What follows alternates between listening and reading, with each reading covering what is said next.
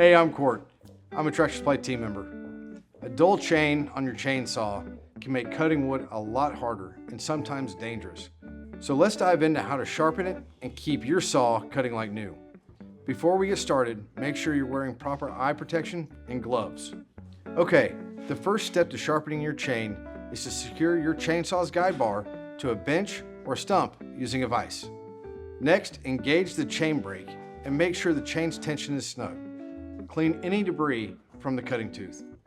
Now mark the tooth you'll sharpen first with a paint pen. Place the file guide for your particular model, like this, over the chain. Now, grab the appropriate sized round file.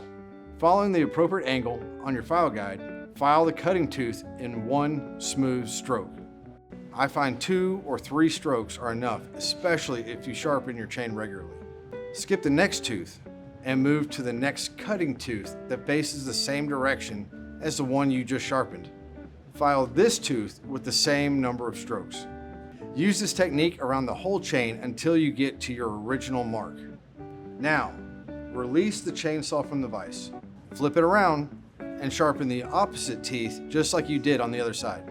Once you've sharpened all the cutting teeth, place the depth gauge guide over each depth gauge to determine if it should be reduced.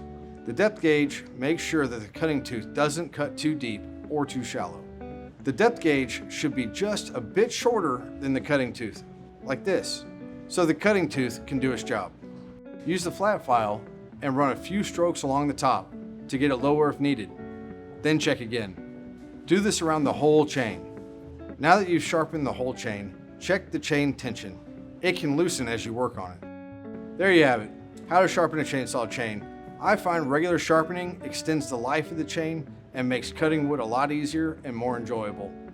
If you have any questions, just stop by your local Tractor Supply and ask a team member for help.